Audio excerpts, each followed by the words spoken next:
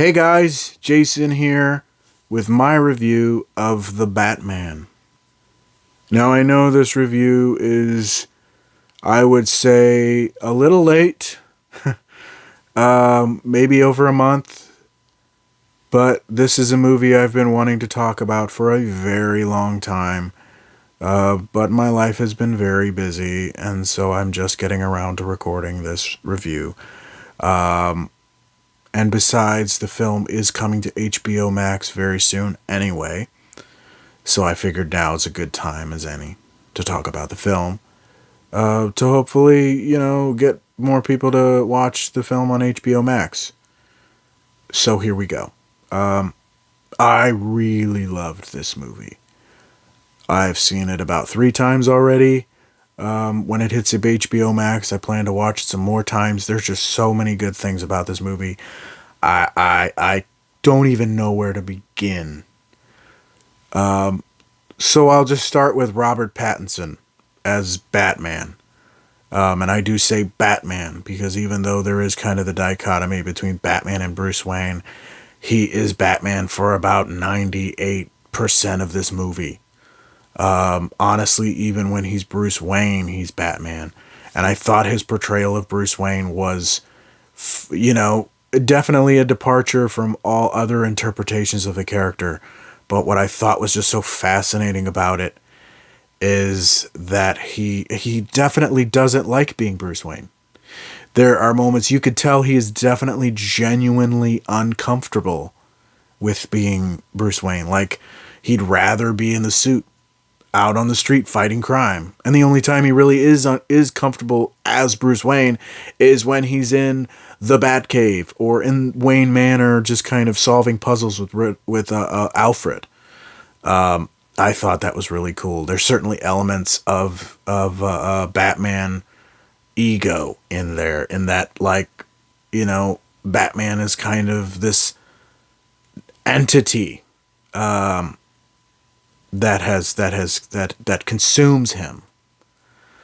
I really, I had my reservations about Robert Pattinson in the beginning just because of Twilight, but I've heard a lot about his recent projects and seen a few things, and was like, okay. And then there was the whole drama surrounding Ben Affleck's turn as Batman, which I initially was resistant to just because the first thing that popped into my head was Daredevil. But after I saw the film, after I saw Batman v Superman, I thought Ben Affleck's portrayal as Batman was certainly one of the highlights. So, keeping that in mind, I went into the Batman with an open mind, and I was not disappointed. Robert Pattinson delivers. Paul Dano as the Riddler is one of the creepiest things I've seen in a portrayal of the Riddler. This is certainly not your dad's Riddler. This is not Frank Gorshin. This is not Jim Carrey. This is something far more. I mean, he's quite disturbing at times. Just in the opening sequence alone, he gave me chills, and various other scenes. But he definitely does. His presence is big enough that he pulls you in, And there are a few scenes where I was just like in awe of this man's performance. Zoe Kravitz as Catwoman. I absolutely loved her. She's amazing. The chemistry between her and Robert Pattinson, just you could feel it coming off the screen. And it's pretty amazing. I don't think I like Michelle Pfeiffer was good. Anne Hathaway was good, but I just think Zoe Kravitz was just that much better. I thoroughly enjoyed her performance as Catwoman. Jeffrey Wright as Jim Gordon actually kind of kind of continuing a sort of a tradition of actors doing vocal performances as Batman and then playing them on screen. Now, we knew Jeffrey Wright was going to be Batman in The Batman prior to the release of Batman The Audio Adventures. And if you haven't checked out Batman The Audio Adventures on HBO Max, I highly recommend it. It's a lot of fun, and Jeffrey Wright brings that gravitas to his portrayal as Batman, just as he brings it to his portrayal as Jim Gordon. Now, obviously, he's a bit more restrained in the role of Jim Gordon because he's not, the gruff hero of Batman. But that was another dynamic I really enjoyed in the film, was his dynamic with Robert Pattinson's Batman. I think that was a pretty solid performance dynamic as well. Andy Serkis as Alfred. I wish he would have done more. There's definitely a lot there, and I was really impressed by what he had brought to the character of Alfred. But I feel like Alfred took too much of a backseat in this movie. He did have some powerful moments later on in the film. Certainly a scene with him and Robert Pattinson, that I thought was pretty profound. But I feel like the one real disappointment for me was that Andy Serkis kind of pushed Andy Serkis to the side. But I feel like that might better suit his character for future sequels. Whatever the future holds. I know that the DC's future is pretty rocky right now at Warner Brothers, but we'll see. Colin Farrell as the Penguin. He's almost unrecognizable. The prosthetics are just so, they bury him so much that you can't tell really it's him, but you can hear him. I mean, he's in there. You can see it in his eyes and you can hear it in his voice, but you can definitely tell Colin Farrell is having the time of his life as the Penguin. He's having so much fun, and you can definitely feel that. He's chewing up every scene that he's in, and it's just wonderful.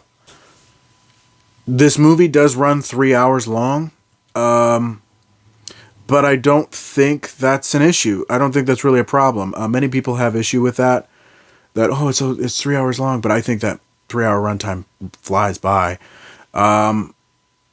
Because it's a kind of a neo-noir crime drama. It's certainly different from anything that's out in the superhero market right now. I think that definitely helps the film rather than hurt it. That it's kind of set it apart from other things. I'm going to say this. This is going to be probably a controversial opinion. I'm a Marvel fan. I do like Marvel movies. I've been with them from Iron Man all the way to Spider-Man No Way Home. And I've watched all the Disney Plus shows with the exception of Moon Knight. I'm kind of waiting on Moon Knight, and this will explain what I'm about to say will explain why. But I'm kind of burnt out on the Marvel thing right now. And the fact that Marvel's been so successful and has kind of taken up the conversation on superhero films, a lot of studios, DC included, are trying to replicate Marvel's style. And I don't necessarily think that's a bad thing, but I don't necessarily also think it's a good thing. I think that can wind up stifling creativity. This movie is an example of how you can still have you can have something different. You can have a superhero movie, but make it something different, and it can be something interesting. To me, this is like the golden egg that this is like the goose's golden egg. It's just undeniably one of my favorite Batman movies of all time. Probably my favorite. It's certainly my favorite live action movie. It's probably now one of my it's definitely one of my favorite movies of all time. And that's just because this movie takes, it does take quite a few risks, because it's not really kind of the formulaic superhero save the world kind of thing. It's a bit more restrained. It's a bit more confined. There aren't too many action set pieces. But I mean, there is one big climax at the end that just it's big and it's loud. But it's a bit more, the movie's a bit more restrained. The cinematography is just absolutely gorgeous. Just this, showing Gotham as this dark, grungy, dirty city, but yes, so somehow also still beautiful in its dark, grungy grittiness,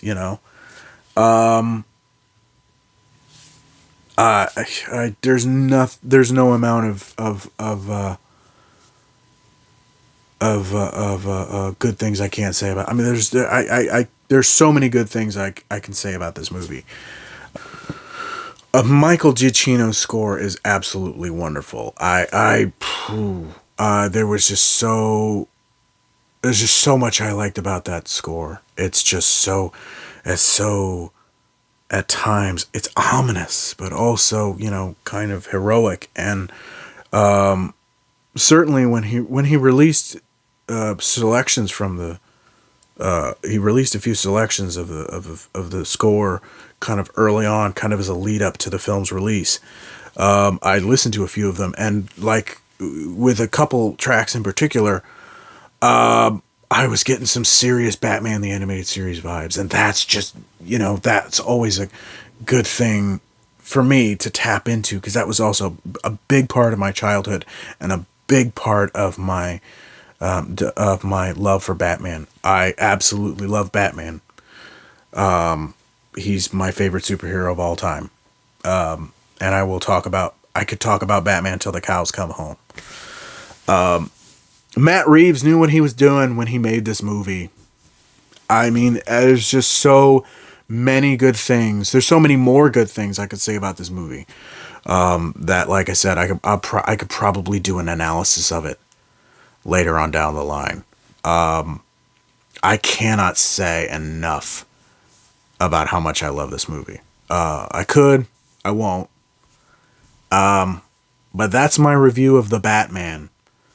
I give it a 5 out of 5. I give it a 10 out of 5. That's how much I love this movie. Let me know what you think of it down in the comments below. Don't forget to like, share, and subscribe. And click on that notification bell just to get updates on all my future videos. Thank you so much for watching. Until next time, have a good one.